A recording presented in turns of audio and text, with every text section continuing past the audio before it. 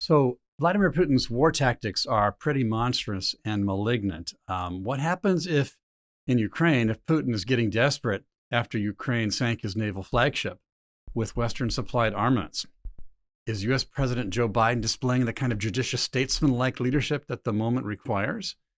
On the home front, the culture war is heating up in Florida as Governor DeSantis scrutinizes Florida's public school curriculum. And what's the future of mask mandates now that a federal court has pulled the plug on the CDC's authority to require masks? We'll talk about all this and more in today's episode of Independent Outlook. Hello, everybody. I'm Graham Walker, coming to you today from the Independent Institute in Oakland, California, right across the bay from San Francisco, where we try and give you a take on the issues of the day that doesn't fit into standard categories, but instead takes an independent look. And as always, I am joined by my wonderful colleagues, David Theroux and Williamson Evers. First, David Theroux, thank you for starting the Independent Institute and getting this conversation going several decades ago, and welcome today, David Theroux. Thank you, Graham. Good to be here. Great to see you. Also wonderful to see Williamson Evers. Bill Evers is the director of our Center on Educational Excellence, on which topic he will no doubt weigh in a little later in the program. Hi, Bill. Hi. Great to see you. Also, we're so happy to be joined by many people today who are coming to us via our YouTube page, Facebook, Vimeo, Twitter, and especially thinkspot.com. Welcome to all of you.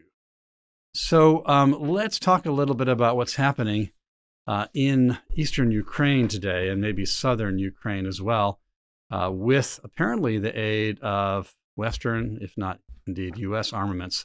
The Ukrainians struck the flagship of the Baltic Fleet of the Russian Federation, the Moscow, and it sank. Now, the Russians say, well, there was a fire broke out. The Ukrainians proudly claim credit, and the U.S. Pentagon has apparently confirmed that the Ukrainians are right. I wonder what the truth is, but regardless, if Moscow feels that it has been deeply humiliated, what will that do to the course of the war? Any thoughts on that, friends?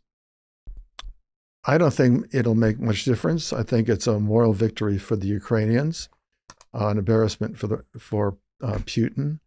But I suspect it doesn't really shift much unless the reality is the technology the Ukrainians have for tactical missiles has been enhanced considerably. We were talking a couple of weeks ago about the effort on the part of some to get the United States to send in fighter planes for their use. And apparently the Biden administration hesitated on that. But it looks like maybe, as of reports today in this morning's Washington Post, that maybe the U.S. administration is actually going to send them some fighter jets. I'm a little confused. Have you heard anything on this, Bill or David? I think, there's increased pressure, and every time President Biden says war criminal and says genocide, he's in a sense inviting more pressure on him. So maybe he wants it to do more. So more advanced missiles, tanks. They're going to have, if the Russians are going to take eastern Ukraine, they're going to have tanks. The Ukrainians, hopefully, they think they can stand them off with anti-tank weapons, but some people think, well, you need to have tanks against tanks. Of course, that will leave the Ukrainians vulnerable to the same things that the Russians have been vulnerable. So they can get out ahead of their supply chain.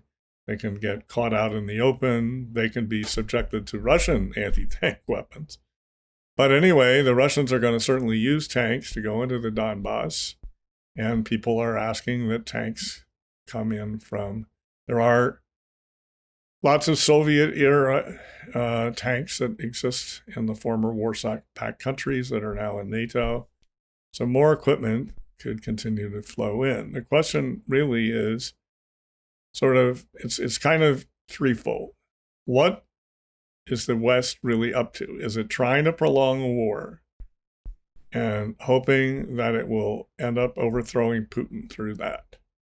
Is the Ukraine willing to settle on some cosmetic, symbolic things that are they're not happy with, but if they can hang on to something close to what they had before this war started, Are they willing to settle for that? Or as the excitement of the war, the enthusiasm of the war mean they want to sweep the Russians out of the Donbass, which is their current feeling, and maybe even out of Crimea. And, but that is going to be hard.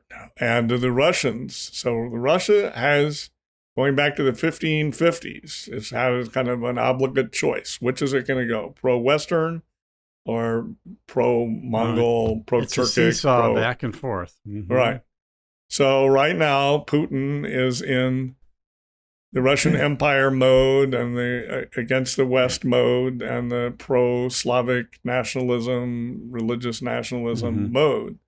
And if he persists in that, and he certainly has quite a bit of power still in his country, he may not give in. He may just keep fighting and, 2-3 many Mariupols, right? So that would be ugly, but that might be his plan. I was thinking about the advice from the ancient Chinese military philosopher, political philosopher Sun Tzu, who said, "Do not press a desperate foe too hard." Right. Which seems to me to be rather apt. Maybe Putin's not desperate, but he looks pretty desperate, and he has a reason to feel desperate.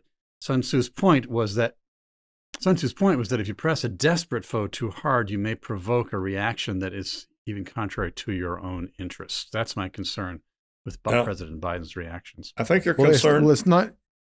David, I think your concern is well placed. There's a few different ways a dictator can stay in power. He can deliver the goods financially, economically to the people. Well, Putin's not in a position to do that, and he hasn't been doing that since the previous petroleum boom. You can provide glory. You can have fear. You can scare the population. There's a lot of different ways. He is trying for military glory, a la the takeover of Crimea, combined with fear, repression.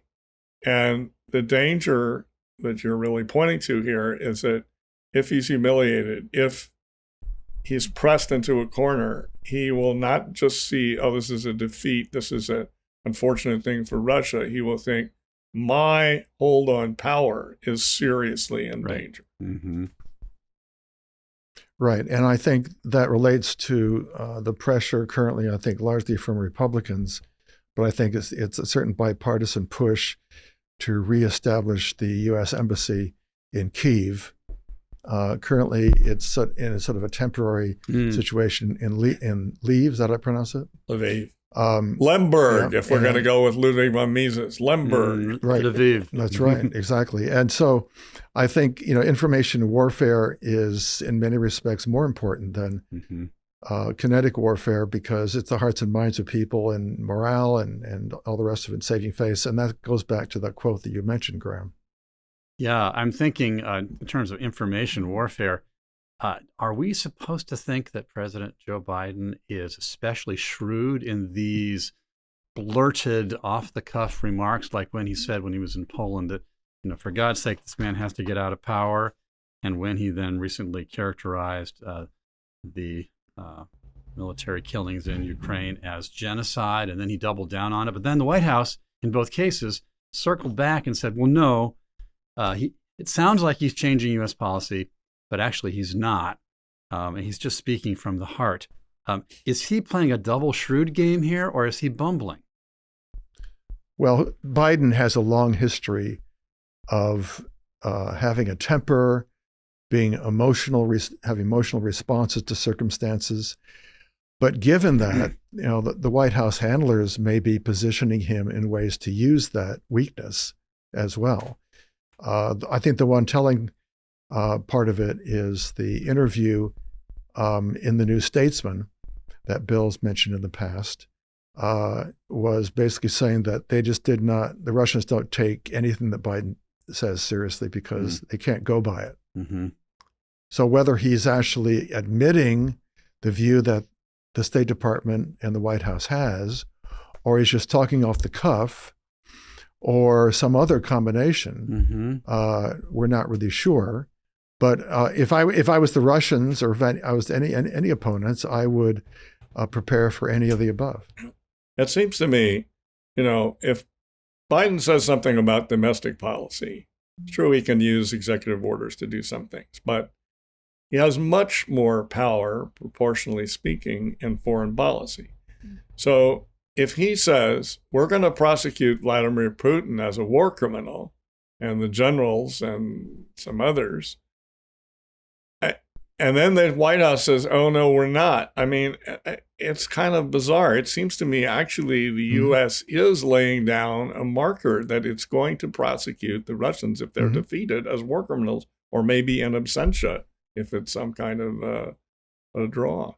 I think Biden should shut up. He's not in a position to enunciate the reflective view of his administration.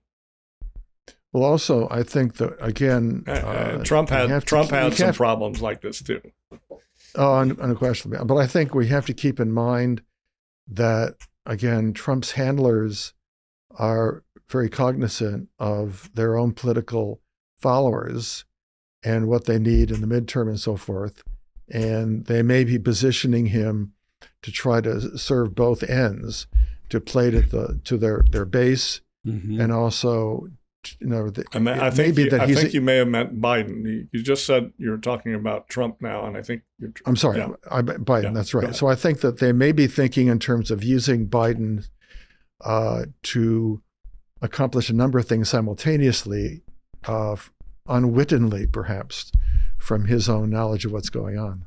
I remember a lot of people said during the Trump years that it was a big plus, at least Trump's defenders said it was a big plus, that he was regarded as being so emotionally volatile and unpredictable, and that he would blurt stuff out, and that kept all of his enemies, foreign enemies, jumping and wondering. I guess there's something similar going on now. I don't know that blurting stuff out is ever really that wise. No, I think that's a very wise statement, Graham. Very thoughtful. We've got a number of our friends with us on the program now. I just got an interesting comment or question from one of our friends by the name of Dick, who says, he says, I see lots of photo ops about how much dollar aid we're giving to Ukraine, but I'm not seeing armaments delivered, just promised. We have once again not seen so much foot dragging in years on what happened to Lend-Lease. I'm old enough to remember this, says Dick. Any comments on the analogy with Lend-Lease? Well, Lend-Lease was viewed by the Germans as an act of war, and it is an act of war. And the U.S. is unquestionably the number one supplier of military weapons and intelligence. Lots of intelligence. Lots of intelligence and other things that the Ukrainians depend on. So Putin is well aware of that. And but the drum beating to escalate that into boots on the ground and having U.S. planes or any planes that are essentially tied to European powers and to the United States, I think, is very reckless. Yeah, don't do it. That's what I would say. Right. Bill, you drew my attention to this article in the New York Post. I think it was yesterday when we were looking at these things together, which is pointing out how there's an effort underway in the Biden administration to punish Russia by utilizing and re-empowering the International Criminal Court. Right. And so the funny thing about that article by Mr. Tobin was that he points out that probably within the Biden administration, it's not so much the transgressions of Putin and the Russian military that fascinate them. It's that they get to bring back this International Court of Justice. And this is really fraught with peril for the independence of the United States. It really is. These other countries have different standards of law than we do. We have a more rigorous rule of law. We have better protections of liberties and so forth. And also the courts can be politicized. That it's hardly news that victor's justice is a problem in history, but also this is sort of globalist justice. So for whatever merit that has, I think I think they're wrong. The U.S. has shied away from this court and in the past, and I think this is let's give you an example. Let's say some people in South Korea are sending little balloon messages into North Korea, and some American charity is helping fund these. And let's say North Korea says, this is an act of war, this is an infringement on our sovereignty, blah, blah, blah. And the U.S. is responsible. The U.S. has troops in the area.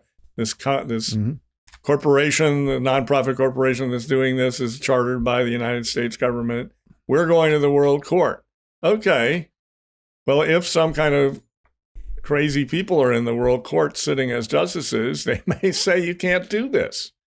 I picked a very far-fetched example, but it's not. But it's not completely far-fetched. That's the thing. No. We know people who've done exactly what you've said. Yeah, me too. So anyway, I think we should stay away from this. And the Biden people are letting their ideology and their hopes and dreams for some kind of beneficent world empire get in the way of common sense. We keep seeing examples of the slogan, the motto, "Don't let a crisis go to waste." Maybe this is yet another example of that in the Biden team.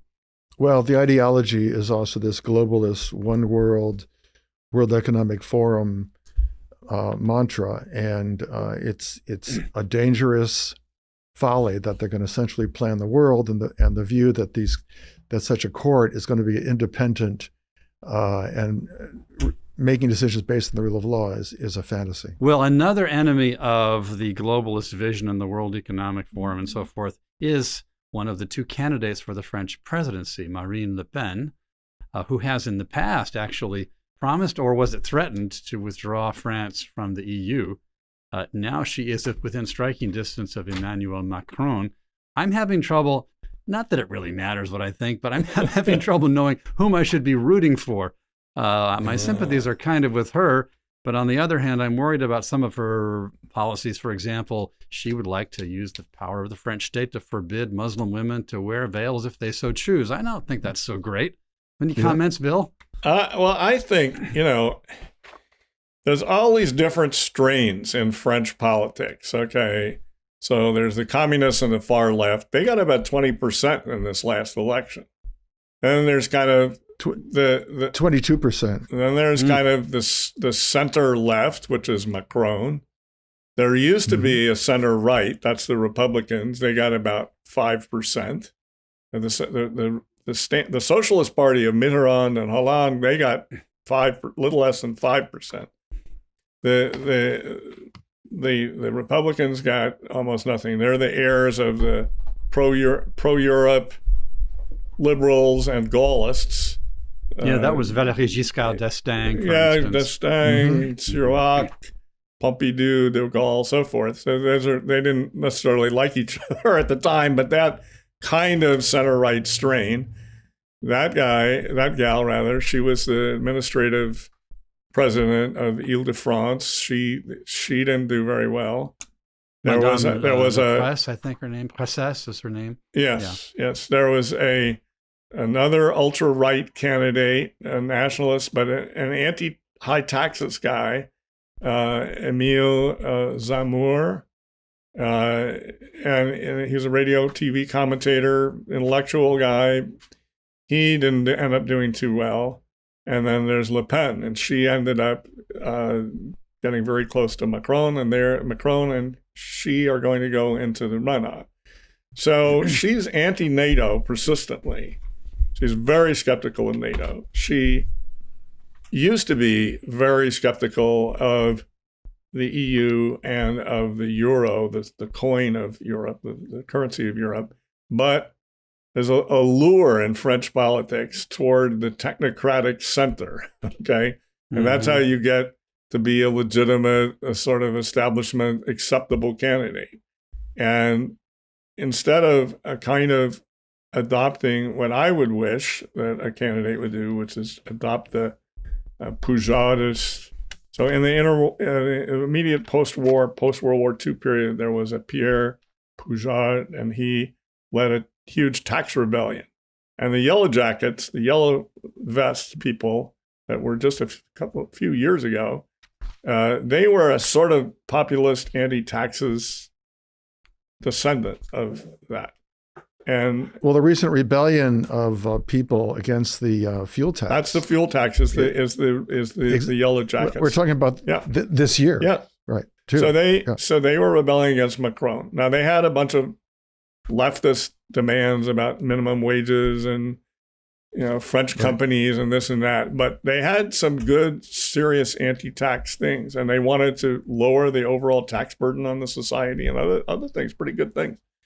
So, but neither candidate really represents that. Macron is good where he opposes the sclerotic, inflexible labor laws. And so you can't hire and fire at will in French companies. It's just horribly sclerotic, horribly. And he's good on that. But he's, wants to make NATO a world power. He's all for the EU. He's a social democrat, so he's a center-left redistributionist, but not, of course, nearly as much as the ultra-left communist guy, the small c communist, because the Communist Party itself has pretty much disappeared from the scene. Right. So earlier this year, Le Pen said that the EU as it exists today was, quote, neglectful of peoples and domineering of nations, intrusive and authoritarian, locked into a globalist open border ideology that's destroying our French identity. I think we can be sympathetic to that. I think we can be sympathetic to that, but at the same time, the combination of ultranationalism with left-wing redistributionist cartelizing economics is a very, very bad combination historically. It's the policy of Mussolini and so forth. So a lot of it depends both candidates could become better if they get in power and do the right thing, or they could become horror shows. Okay. That's right. The one difference, striking difference, is that Le Pen is clearly someone who focuses on making France great again, essentially, right. is her view. And Macron doesn't care, basically, unless for political expediency purposes. He's basically a globalist, and his policies follow that. I do think a lot of it is going to come down to how authentic her view in picking up the anti-tax sentiments that have become very apparent in the last few years. Yeah. She has come out against the VAT for fuel and gasoline and so on and so forth. She wants to end subsidies to wind turbines and other green projects. She wants to end the EU mandates. And so Macron she showed some good signs, but Zemmour was better on taxes than she. And all the British and American commentators claimed that she pulled ahead of him because she was more left-wing on economics, and that he was too pro what they call liberal, what we would call classical liberal or libertarian. Yes. Forgetting, we're abstracting from his ultranationalism. Anyway, sorry, David. Anyway, I was going to say that I believe the reason why she's been increasing in popularity and surprised people in coming in second in the recent runoff and leading to the current runoff is because she was embracing more sort of classical liberal leaning policies of tax reductions, ending subsidies, and so on and so forth. I think she's going to raise subsidies. If she gets she might. It depends on what she wants subsidies for and against. She's against subsidies. She's against the French citizenry paying subsidies to non-French businesses and so on and so forth. So, it is. She wants the subsidies for the French businesses. She wants the subsidies for the French agriculture. Right. But so I think my point is, though, that I think a lot of her appeal, the increase in her appeal, is because she was embracing more and more of a more classical liberal competition. And if she had the good sense, she would embrace a lot more, because I think Macron is weak on, the welfare state and to protect and all sorts of. I mean, he's a zealot for the climate alarmists. He is. Extremism in almost every case. one difference between the two of them is that he wants to raise the age of pension to 65, Right. and she wants to keep it at 62. That's a huge, but that's a left-wing position on her part. It's a left-wing position. So if I had to vote, I would hold my nose and vote for Macron. Yeah. I think he is terrible, but if you have a choice of two, that's who I would be for. David, I think you would go the other way. You would hold your nose and hope for the best with Le Pen. Well, I'm not saying I would vote for either. All I'm saying is a valid choice. Part of what I'm trying to get at is that the rebellion in Hungary and in Poland and in the UK and elsewhere is a reflection of this rebellion against the European Union, its mandates. My wife and I used to have a business where we would sell grain products to Europe, and we had to go through Dublin to get them in because the European Union's protectionist measures are so horrible. Yeah. And so, it's he's a protectionist, but on a European scale, and she's a protectionist on a French scale. Right. But my point again is, it's really folly to believe that language and culture and history are unimportant. They are very important. They're very important. And if you push against it, which the European Union has been doing, you're going to get these responses, and ultimately, it's not going to be pretty. So how do you transition away from that? Brexit was one, I think, positive direction for the British. All I'm trying to say is I think it's interesting to the extent that if she is getting more popular, it's because she is embracing things that do actually reduce the cost to the average French person. And she is a complex of contradictions. There's no doubt about it. Yeah, she is. One of you mentioned the idea of classically liberal concerns. I would say classically or historically liberal concerns have largely pivoted on the recognition that the amalgamation and consolidation of state power is always to be regretted, and that it's always better to divide and limit government power. Right. So it cuts both ways here in a sense. But if I have to hold my nose, although I might asphyxiate myself while pulling the lever for Le Pen, but I think I'd hold my nose for Le Pen because of this point that the preservation of national entities is actually part of a very important large strategy to divide and constrain governmental power and to prevent the consolidation and amalgamation of internationalist government power, which is far harder to limit and has very few checks and balances on it. Nations can check and balance one another, but a huge new world order with a center at Brussels can't really check itself. But the bigger point also is to extend that lower. That if she had the good sense, she would want to decentralize power in France itself, to communities and private entities. Yeah, and that would be a far there have been occasional. So classical liberalism is very weak right now, per se, in France. I mean, the Republicans were kind of a little bit informed by that. The per se classical liberal parties can get in parliament from that kind of a position. There are clubs, there are think tanks, there are some intellectuals, but they don't really loom strongly in the public arena there. Well, speaking about limiting government powers, very important principle. I agree that if she were more consistent, she would also want to prevent the amalgamation of state power in France. But in the U.S., at least, we still have a constitutional order that still has these residually important entities called states. There are 50 of them, and their powers are protected by the 10th Amendment of the U.S. Constitution, and they provide a way of checking and balancing both one another and federal power, which limits power and protects the common good.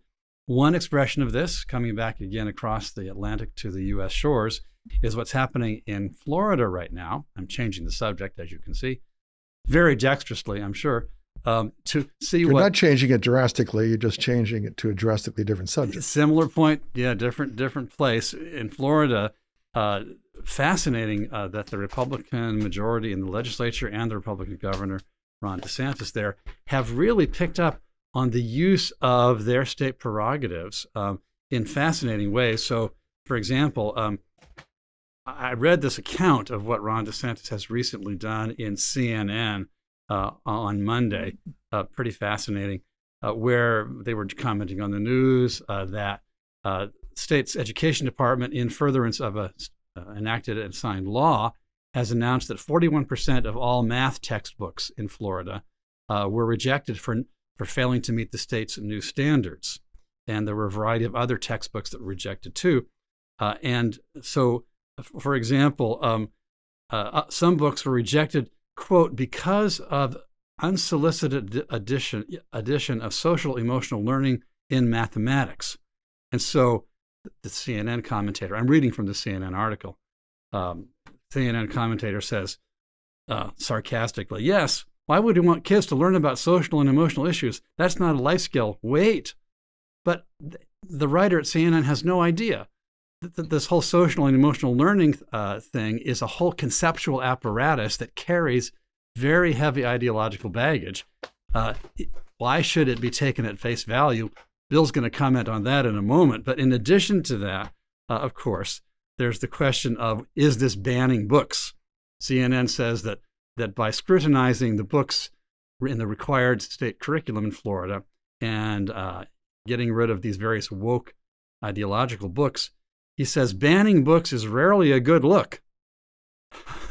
So is this banning books? Okay, I'm going to stop in a minute, but my comment on this is that the issue is that the state power, the power of the state, would have been requiring students to read certain books. That's right. Obliging them to read certain books. And so now CNN says that failing to force students to read certain books is somehow banning books.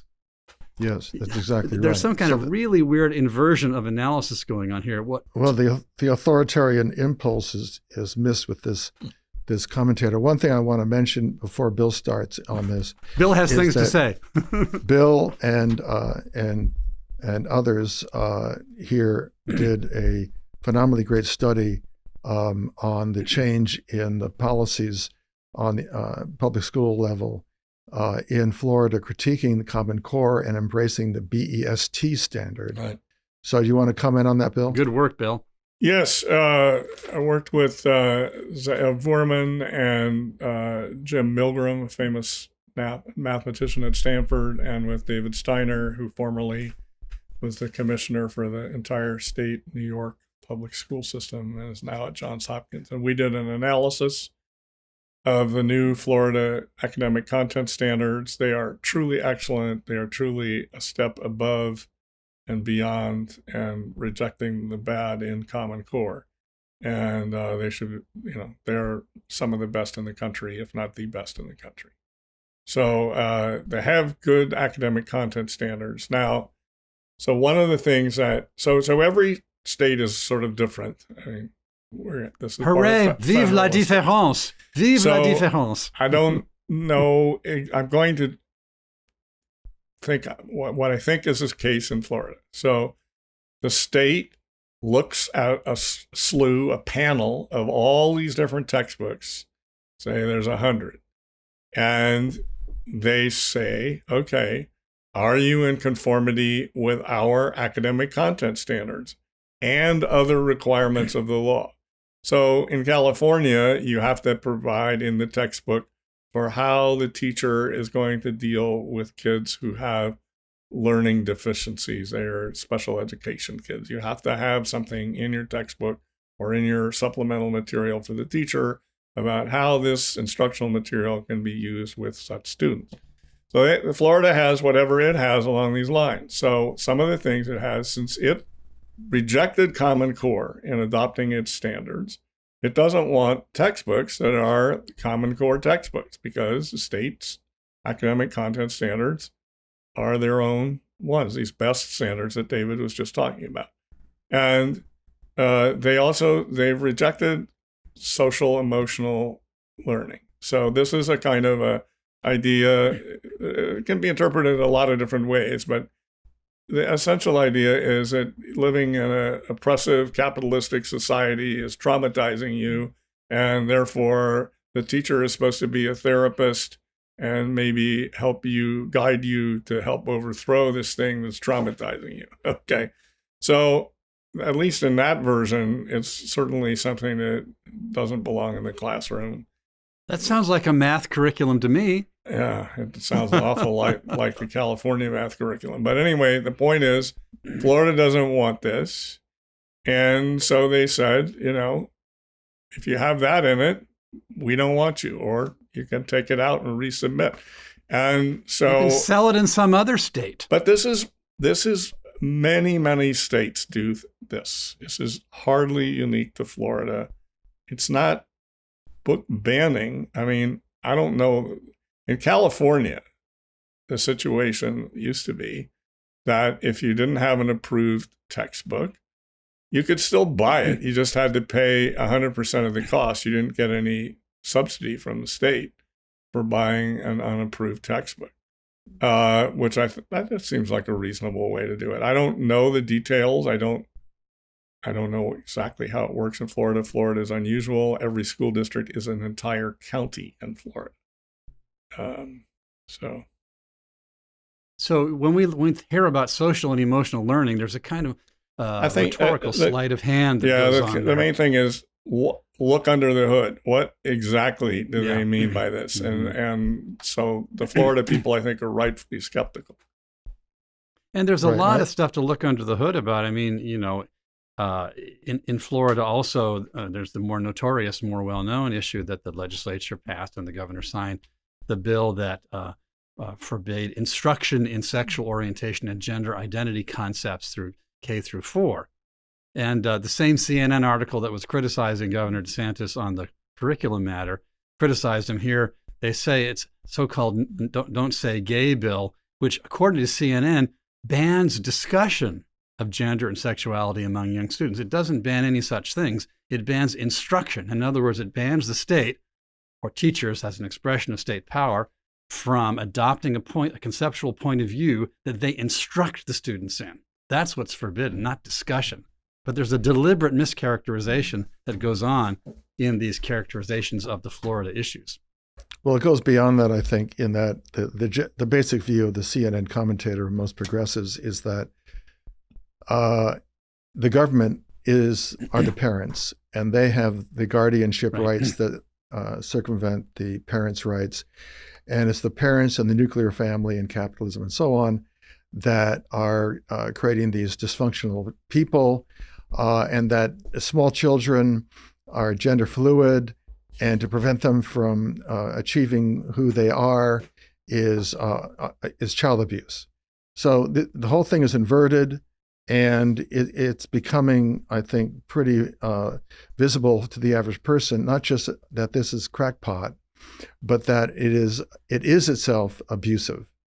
And so I think that the measure that Florida adopted to protect children from being manipulated at young ages, sexualized essentially, is a noble act. Yeah, I think prevent the sexual ideology propaganda is what they're trying to prevent. Right, Bill? exactly. I think David is making a very important point here when he says that there's an ideology of parens patriae. In other words, that this the child is a child of the state, not a child of the parents. And our view, the three of us, is, and I think really the view of the vast majority of the American public, is the child is the child of the child's parents. And, yes, okay, maybe some public schools are out there and parents make use of them, but they don't somehow own the child. The child is in the custody and the custodial keeping of the biological parents or the like. Right. And most people are supportive of the Florida legislation when they are polled. For example, Public Opinion Strategies did a poll showing that even respondents who know someone who personally identifies as what they call LGBTQ+, of those 61% support the Florida restriction on instruction in such matters and those grade levels. So it's not as if it's a partisan thing. but in the media, it seems to be cast in partisan terms. Right. So I think that a lot of this also goes back to a critique of public education itself, which came into being largely to socialize people for patriotic and religious reasons. And progressives were directly involved in that, and they control the institutions themselves. And as progressive ideology has morphed with the trends and so on and so forth, some people think as progressive ideology has been perfected, which I think has multiple meanings, it's become evident to a lot of people that their view is they live in a community, they're paying taxes for certain services, they want their children to be educated as part of those services, but it's become more and more clear that this is really a fight with people who are controlling the situation, regardless of what the parents want and care about, and the children want and care about. So I think that's why there is this big movement towards homeschooling, private education, and so forth, as well as parents taking over school boards, and the elections this past November in Virginia and other places, Texas and so on, which showed that parents, and it's happening around the country. California is another example where more parents are becoming energized and engaged because they don't buy this woke approach and they want their children protected. While we're in Florida, how about this federal judge, Catherine Kimball Mizell, who just a few days ago ruled against the CDC and told them they really didn't have the authority to insist on these mask mandates in transportation and so forth. Pretty courageous action. Now, she was a federal judge, not a state of Florida judge, but she happens to sit in the federal district for Middle District of Florida. And she apparently pointed out that the CDC had relied on the Public Health Service Act, 1944, to impose the mandate, but the government argued that it put the mask mandate in place for the purpose of quote unquote sanitation, as the bill said. And she said that's not about sanitation because she said a mask cleans nothing.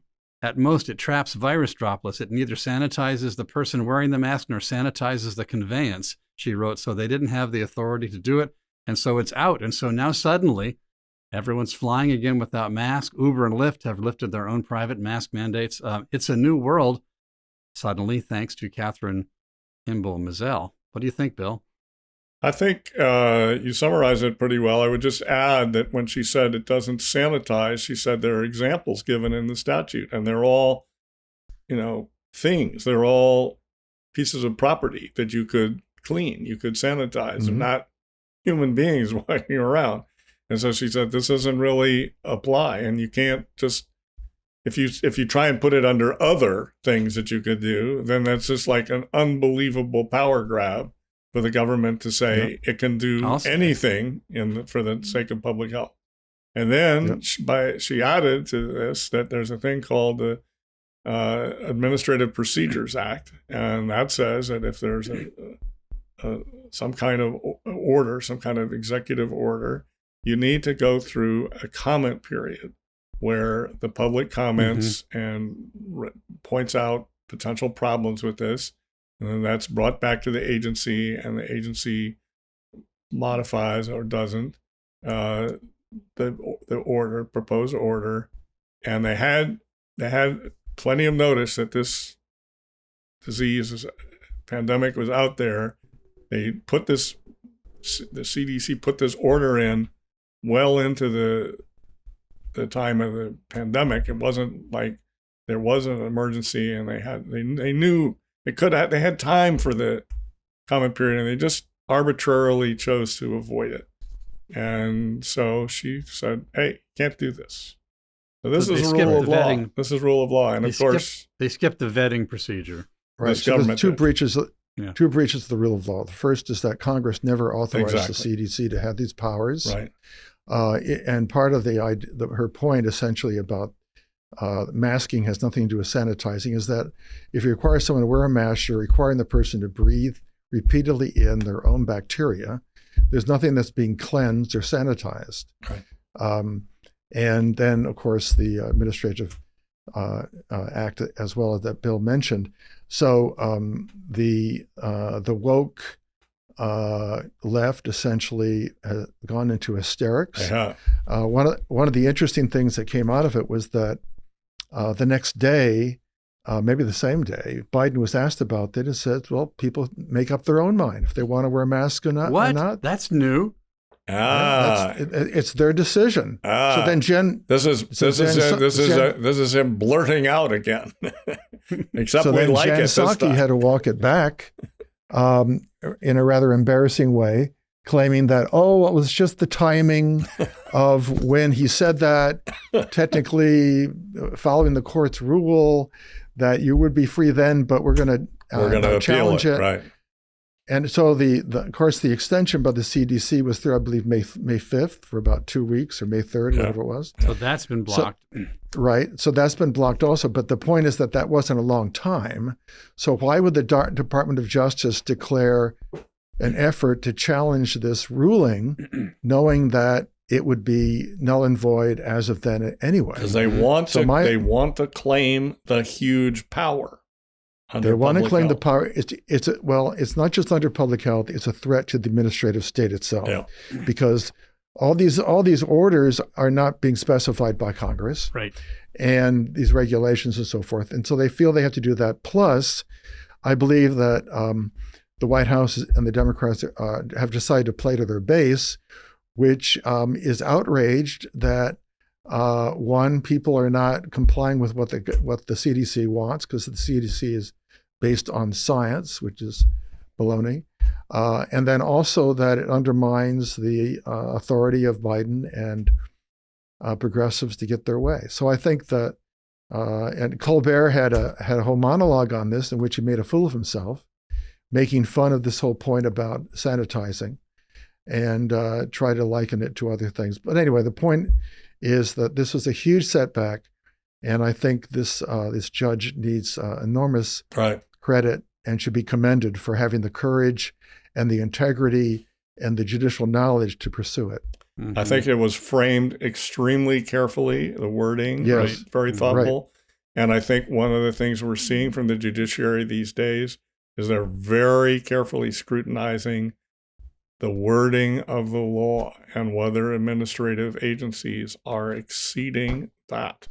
And I think this is, right. It'd be nice if Congress would go back and repeal a bunch of these things, but if not, at least they shouldn't be given license to do whatever they want, springboarding off something that wasn't in the original law. So I think this is very healthy.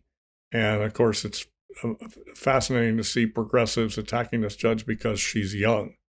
Right. Yes. And she like was appointed by Donald Trump. So she must. I think it's also worth. She had to be. She might have been appointed by him, but she had to be confirmed by the legislature since she's a federal judge. The Congress had to pass on her. Right. So I think she was recommended by Leonard Leo and I think others who knew about her work. I also think it's interesting to compare her to newly confirmed Justice Jackson as far as her judicial philosophy. Mm-hmm. And what Jackson's views and rulings have been about instead. Keep this woman in mind for future openings. Yes.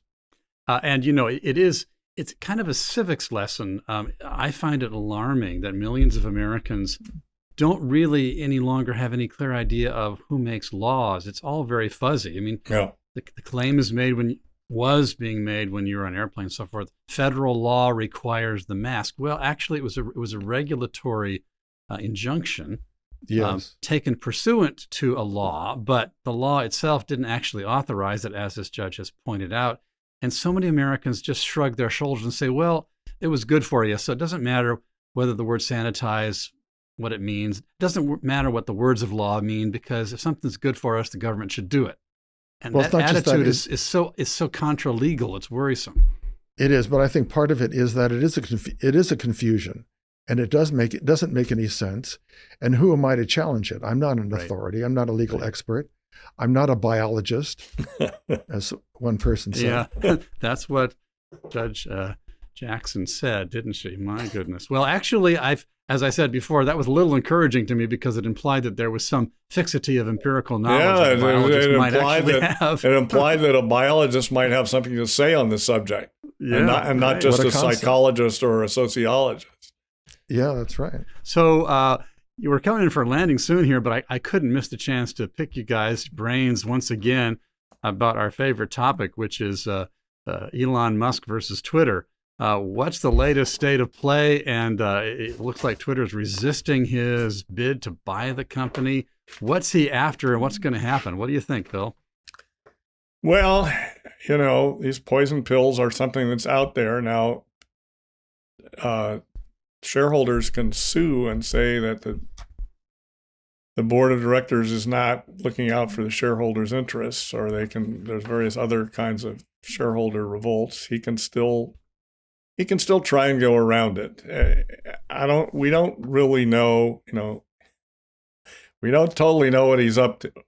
And the New York Times ran a fascinating article. There have been several articles along the same lines, but they ran one of the most detailed ones about, well, what does the guy really believe? And they would say things like, well, he says he's for the First Amendment and he's for freedom of speech, but one time he said he was defamed and he tried to get a journalist to testify. That must mean he's against, giving journalists godlike powers, and therefore, how can he be for the First Amendment?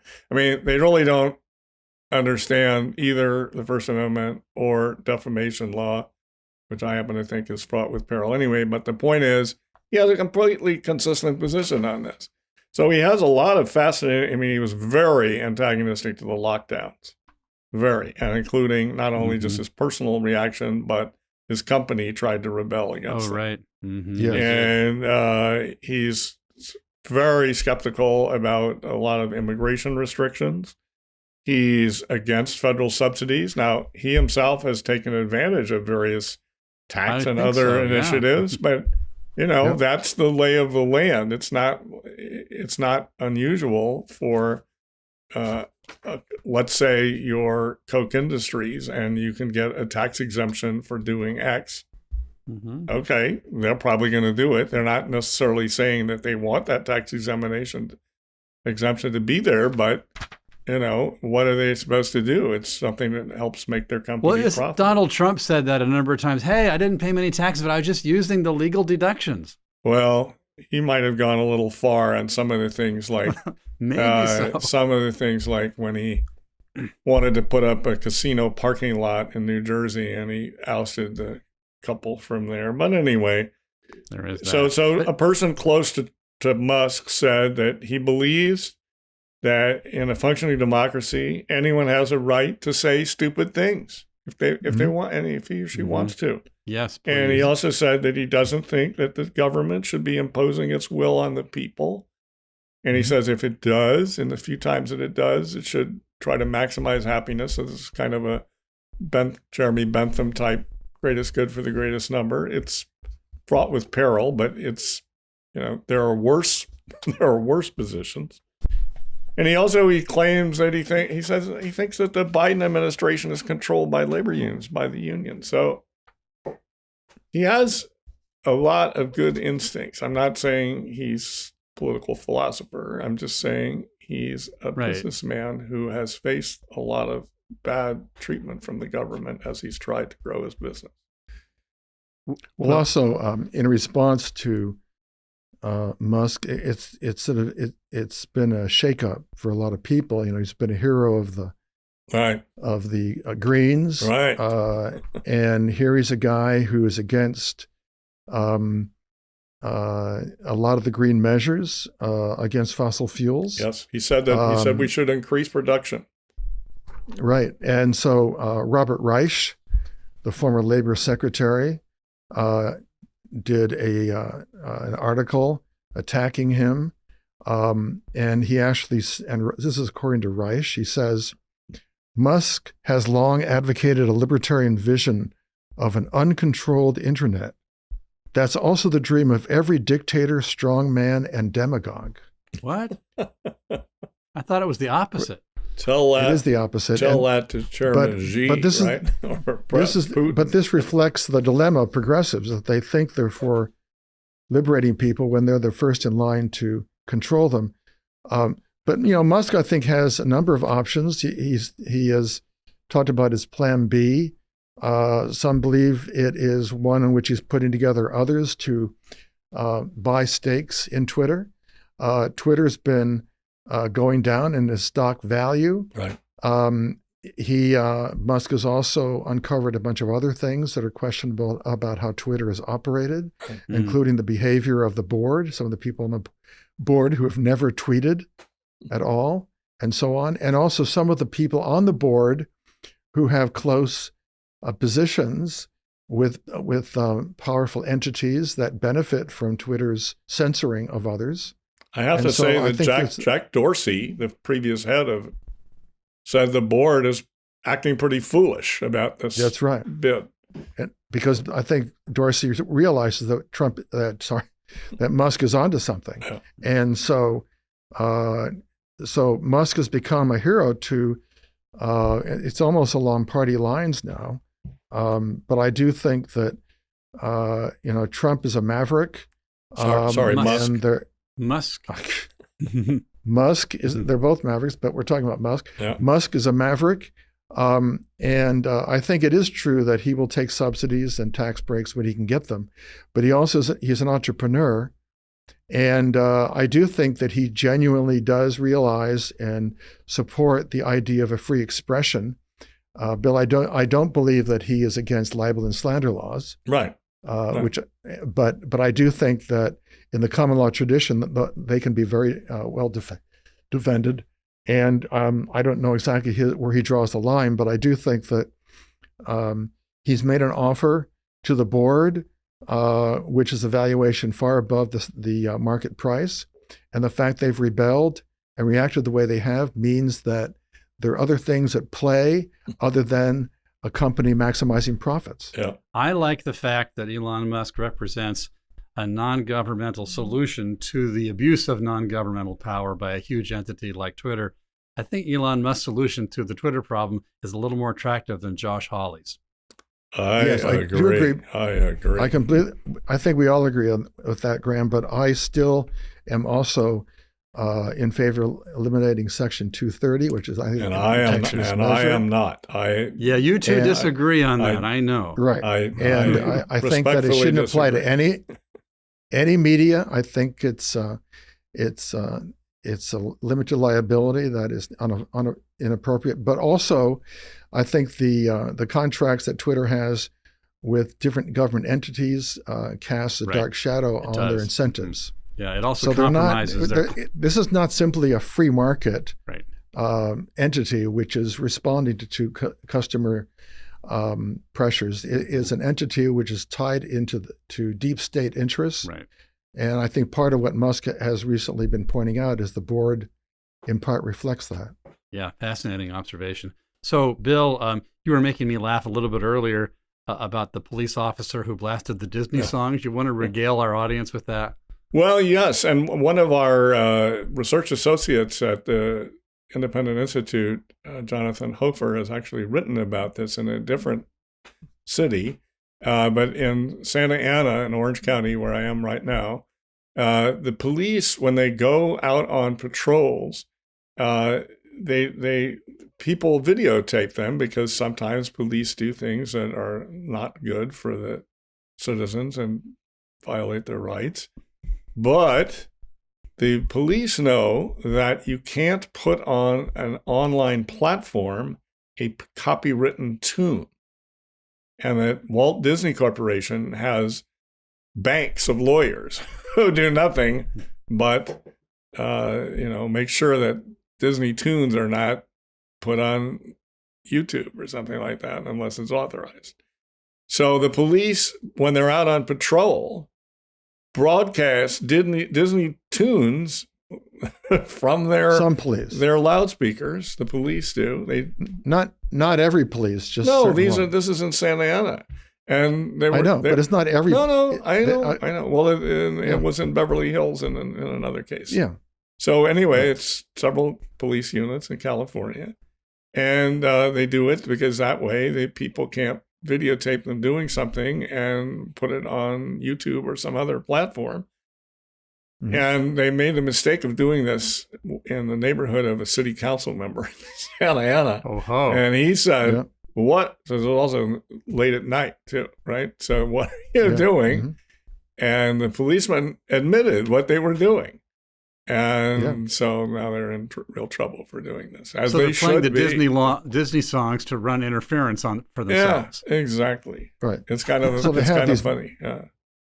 So these legal firms and legal people have these bots that track through YouTube videos and look for copyright infringements. Right. And Jonathan correctly shows that this is because of the legal confusion over this matter. It needs to be straightened out because it is a big threat. So we have referred. So another really funny, horrifying thing was that there was this principal in New York City, and he was a high school principal, and he was cheating. He was seeing to it that the scores for his students at his school were way inflated through a multitude of different means. So he went through the procedures, and the procedures said he should be fired. So what did the administration do? They gave him a $1.8 million a year job doing nothing. In order to prevent what? I don't know. In order to prevent a lawsuit, in order to not have other principals unhappy that somebody was held to account. Right. Protecting their own. I don't really know exactly. They didn't really tell us, but they're doing it. He has an office, he'll get a pension, and so on. Yikes. Yeah. Wow, I guess it's, if you can get it, I guess it's good. Yeah. We need a few watchdogs, a few people watching out what's happening at various levels of government. We have referred to some of our own studies over the course of this conversation, including in education policy and privacy issues and foreign affairs, among others. I would encourage our friends who may be joining us today to dig in deeper. You can find all sorts of resources on these and other issues of the like on our website, independent.org. Where you'll find also our latest books and our journal, The Independent Review. Just as a plug for our own journal, which I don't seem to have a copy in my hand, but our latest issue of The Independent Review features a cover story on the 1619 Project and gives you a very detailed, specific breakdown of where that project went wrong. We invite you to look at The Independent Review and at a number of things on our website, independent.org. And I thank both Bill and David for the way you've helped contribute to that website, among other things. So, Bill, thank you. Thank you. Thanks for doing this together, all of us. All your great work. And thank you, David. Thank you, Graham. Thank you, Bill. And we look forward to seeing all of our friends again in a couple of weeks on Independent Outlook. Take care, everybody.